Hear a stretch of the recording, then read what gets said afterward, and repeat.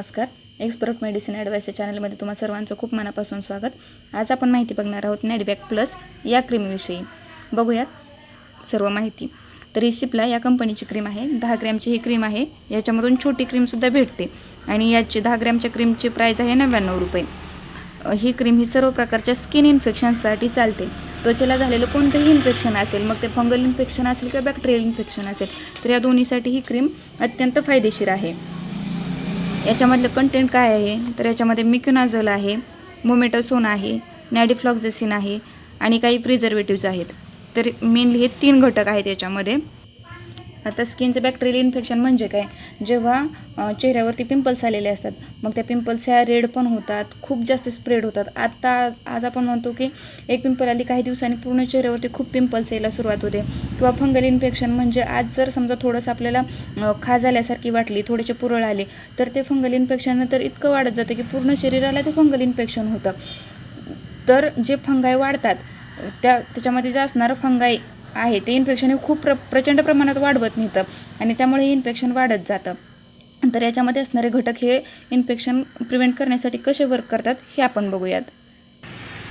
याच्यामधलं जे घटक आहे मिक्युनाझोल याच्यामध्ये 20 mg मध्ये प्रेझेंट आहे. तर हे मिक्युनाझोल हे अँटीफंगल आहे. ते पुढचे जे तुमची फंगाईची ग्रोथ आहे किंवा सपोज आज आपण म्हणतो की आज थोडंसं इन्फेक्शन झाल्याने उद्या ते खूप वाढलं, तर तुम्ही जर ही क्रीम लावली तर आजचं इन्फेक्शन ते आहे तेवढंच राहणार, त्याच्या पुढे ते इन्फेक्शन वाढणार नाही. अशा पद्धतीने हे मिक्युनाझोल हे ॲक्ट होतं. यातलं दुसरं कंटेंट आहे नॅडिफ्लॉक्झेसिन हे अँटीबायोटिक आहे.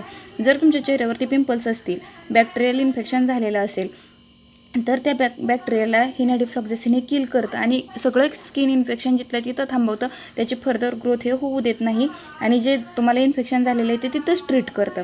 आणि याच्यामधलं थर्ड कंटेंट ते म्हणजे मोमेटासोन. जेव्हा फंगल इन्फेक्शन असेल किंवा बॅक्टेरियल इन्फेक्शन असेल, दोन्हीमध्ये पण त्वचा ही लाल होते.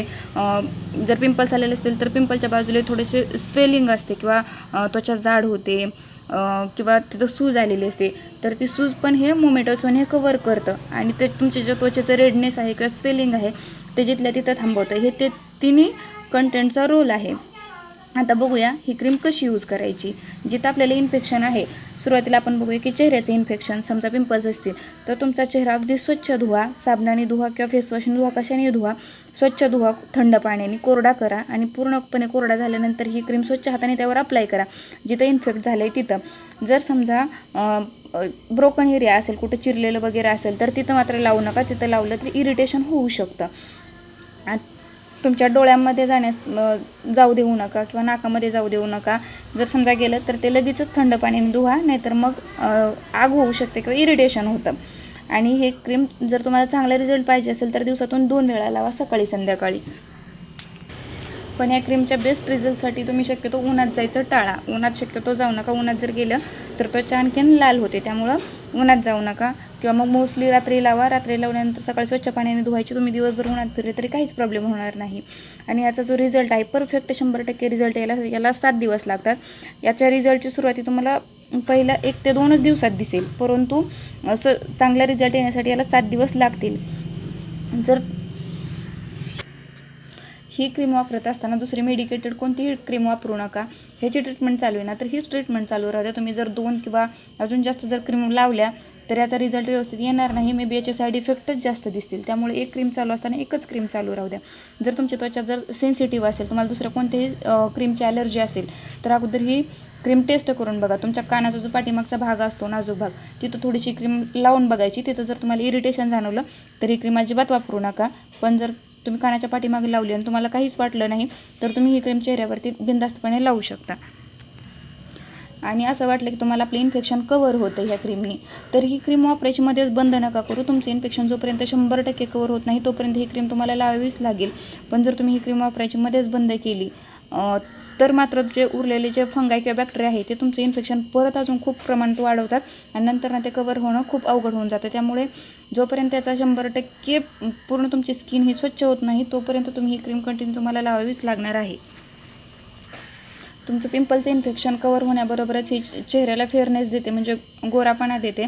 परंतु ही बाकीच्या जशा फेस क्रीम तुम्ही डेली यूज करता तशा डेली यूज करण्यासारखी ही क्रीम नाही आहे.